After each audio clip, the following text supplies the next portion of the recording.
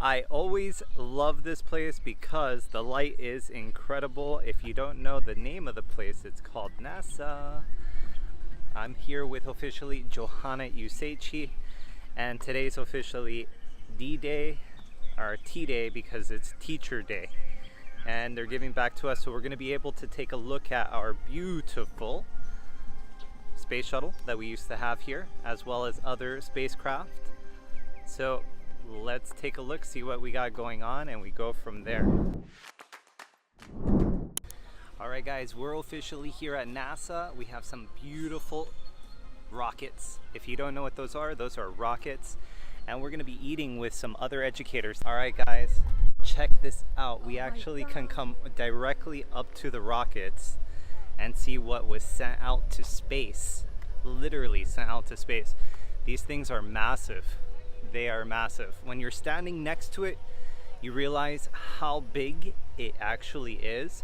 But when you say massive, this word means very, very big. So let's give a quick size comparison and we can look at me versus this thing, which is insanely large. Well, there's different sizes actually. The biggest one that I'm looking at so far, when you look at this, look at that. Wow, that is huge. But behind that one, look at this thing here. This is insane. This thing will take you to the moon. United States of America. Wow, that's a lot of power. Imagine that much power to send 2 people to space. That's a lot of power to send 2 people to space. Oof, that is a big, big rocket.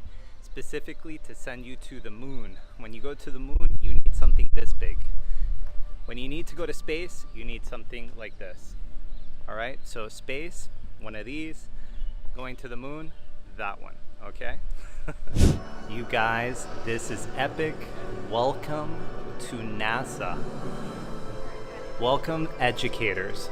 This is why we're here. We want to say thank you to NASA for inviting us. We're off to see some more important people today. Look at that.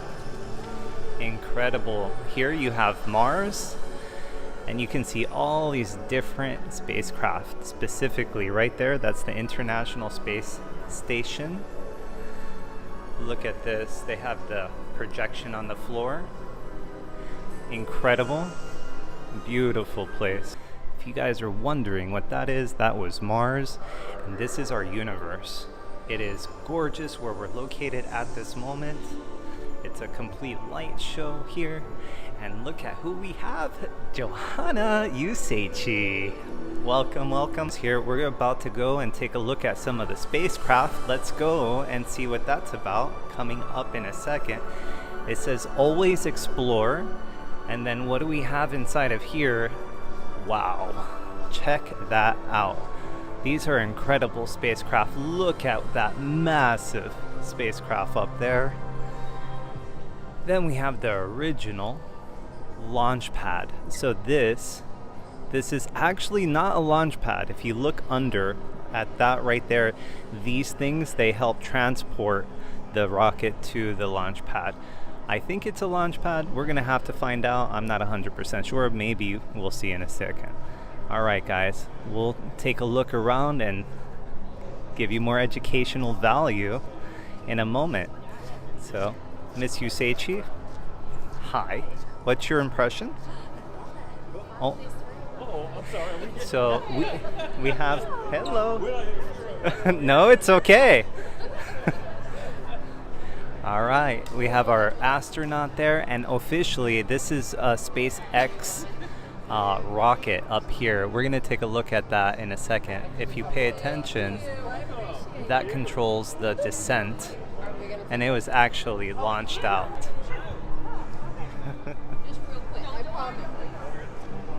All right, so you can meet the astronauts here. Wow.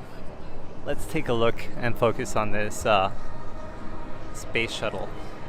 It's not a space shuttle, that's actually a SpaceX rocket. It's a gorgeous rocket exhibition that they put here. Let's see what's going on.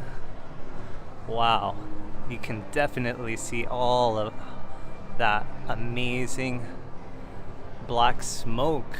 Incredible. Alright guys, so we're officially here. This is a Boeing spacecraft. This is the private, like when a company launches, they use these types of spacecraft. Here, this is another one. I don't know all of the information, guys. I'm here to learn, and I will tell you as soon as I know what everything is about this. But it is beautiful. Let's take a look.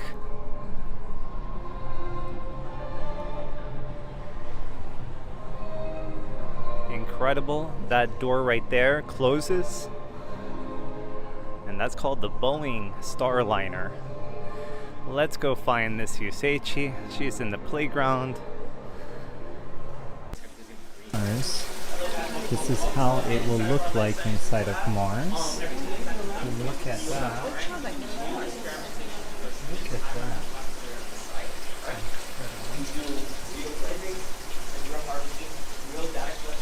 Johanna? Hi. How are you? Look at this. How cool is this? Wow. That's in space. I know. How cool would it be to see that, no? Awesome. It says síguenos. And look, that's the way that she was actually doing it. That's awesome. Incredible. So this is how the plants would grow in Mars. Where are the carrots? He said that the carrots look a little bit awkward. They're like growing. You saw them? Let's go find some carrots, guys. What do we got going on over here? See how these plants grow in Mars.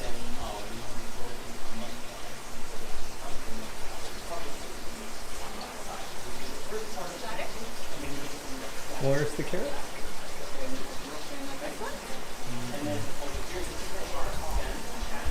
Like the Legos, huh? Yep. The Lego education sets with the Spike Prime. Yep. But we basically had the same base robots, they just had different attachments that we attached to them.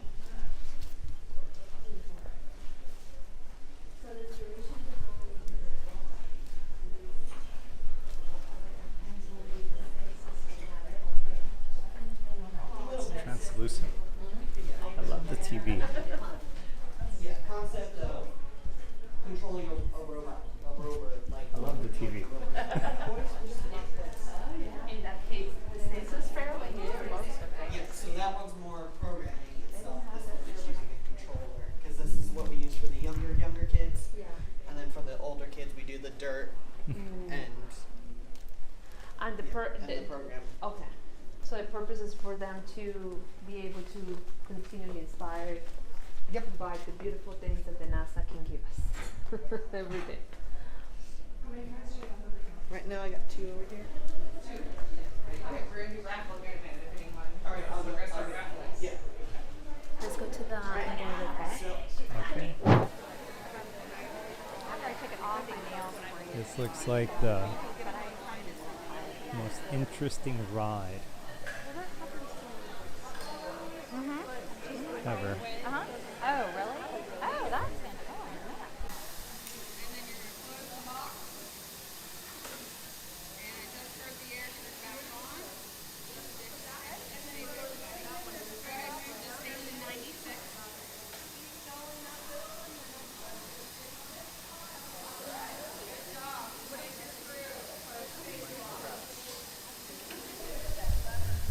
This is microgravity.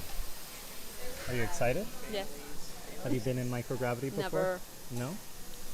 We're at NASA and we're going to try out the microgravity machine. It's an exclusive event for teachers.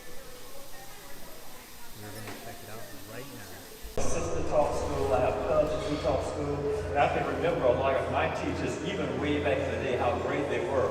First grade was Mrs. Webb, second grade was Mrs. McCraney, third grade was Mrs. McCray, fourth grade was Mrs. Reeves, fifth and sixth is Mr. Clark and Mr. Fryer, and the fifth and sixth grade, so I could name every single one of them because they were just such great teachers. So teachers were very good instrumental in my life. And I know that you folks are playing a big role in the lives of your students. Real quick, a little bit about my background. I am a space shuttle era astronaut. I'm a naval aviator by background. I flew airplanes in the Navy. In fact, if you've ever seen any of the Top Gun movies, those people are actors. I did that for real. So I was a naval aviator, and then I was selected by NASA in 1992 for space shuttle training. And I had the privilege of flying on 2 space shuttle missions. I flew on Endeavour in 1996, 9 days, and then Columbia in 1997, so 16 days. And in those days, we were preparing to build the International Space Station. You know, the station's up there for 20 years now. We were just preparing. So I got to actually test tools and equipment and procedures like astronauts will later use to build the International Space Station. So many amazing memories. And I guess if I have to pick one, I would say something simple like looking at the Earth from space. Because when you see the Earth from space, it's so different from down here. And it's small and fragile and very, very bright, very colorful, and very pretty. And pictures don't do it justice. And it's so peaceful. It is unlike anything you see when you turn the news on at 6 o'clock. The Earth is incredibly beautiful and peaceful and bright and colorful. So one of the things I remember the most was staring out at the Earth. And in fact, your favorite pastime was just staring out the window and looking at the stars, the constellations, the other planets. Absolutely. There must be some others. Yeah. Yes, ma'am. You are. Okay. People ask, the question was, what was my scariest? Fortunately, nothing happened that was scary. It was exciting. It was very, very, very exciting. On one of my spacewalks, we took a satellite into orbit with us. It's a 3,000-pound, $10 million solar observation satellite. The satellite malfunctioned and got the ability to spin in space. So it's a 3,000-pound satellite very slowly turning in space. Because it was turning, we could not retrieve it with a robot arm. So long story short, we decided that my buddy and I would do a manual capture of the satellite. So again, we went outside and it took 3.5 hours, but we manually caught that satellite, locking it to the payload and to bring home. So that wasn't scary, that was exciting. Must be some others. Yes. My name's Alexander from Door Service English. We help people personally, professionally, and financially achieve linguistic goals. My question for you is, in the International Space Station, how was it when you were speaking to other cosmonauts and astronauts that spoke multiple languages? We did have international crews. In fact, I had Japanese astronauts on both flights. I had a Ukrainian cosmonaut on my second flight. And my buddy, when we caught the satellite, was from Japan. He was the first Japanese astronaut to walk in space. And I was the lead astronaut, he was the rookie. English was his second language, but his English was outstanding. It's not the same as you and I. Yeah. I had to practice with him what I was going to say so that I did not confuse him during the satellite capture. That's important. The point is that astronauts that flew with us had to learn English. Those of us who flew with the Russians had to learn Russian. That's the bottom line. And of course, their English is very, very good. Had I stayed longer, my next assignment was going to be in Russia. They were sent to Russian schools to defense languages to DLI to learn Russian. Awesome. So, one of the things that's so amazing about the space program and about other programs too is that all those barriers come down. You know, the language barrier, all that disappears, the cultural barriers all disappear, and we have more in common than we have differences. Johanna, what was that experience like? I love it. Amazing, right? Look at this.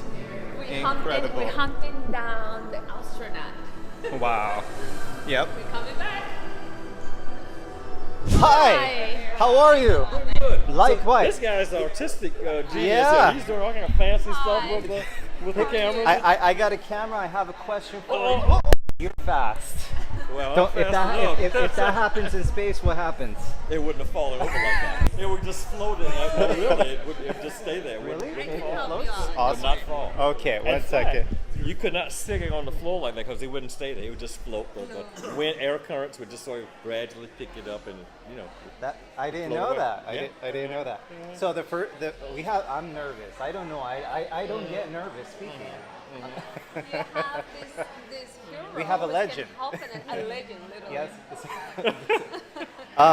My question is, can you do a shout out for why English is important? Because you said it before. A lot of people, they say, hey, why come to the U.S. and learn English? And there's a language barrier that happens. Yes.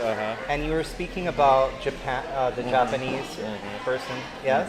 And for me, I think that when it's life and death, you have to actually articulate. Oh, absolutely. Oh, yeah. You have to articulate that very clearly. Yes. Yeah. So that's my question is, what would be the importance of a language, and what languages do you speak? What I want to know a little bit Well, about. I'm not multilingual personally, but I can certainly talk about why. You know, not just English is important because English is kind of a universal language worldwide. Yeah. That's why English is important. But communications in general are important because, like as you said, when you're doing intricate things like working together in space, in life, it depends on communications. Yeah. So yeah. I think it was beautiful what you said in regards of the communication that we do have, even if you're not communicating, the barriers of so many different cultures can go down. That's right. By just one language. Uh-huh. And I Right. think that's beautiful. Okay. So pleasure to talk to you today. We here trying to help our students to understand the view and how we can actually down, even if you don't have the language. What can you give us, Mr. Wisconsin? Yeah, absolutely. Language is so very, very important, communicating with each other, because as we learn to communicate with each other, we understand each other better. And as we understand each other, we learn to work together. Our barriers go down, our intimidations, our fears of each other go down. And we find that people around the world are generally the same. We want the same things. You want a good quality of life. We want good education, good standard of living for our families. And the first thing we can do to break down barriers is to get past the language barrier. So language is very, very important to us all. Oh, thank you so much to give us time, to give us knowledge, to be there for us and be such a hero that so many people, South America, North America, many different continents can actually see. Astronauts is always been for us like that guy over there that has sometimes seen the moon. But right now it's with us and giving us all this knowledge. So thank you so much for being. My pleasure. Thank you very, very much. Thank you so much. Thank you. Bye, guys. Bye-bye. Thank you so much. You're welcome. Thank you.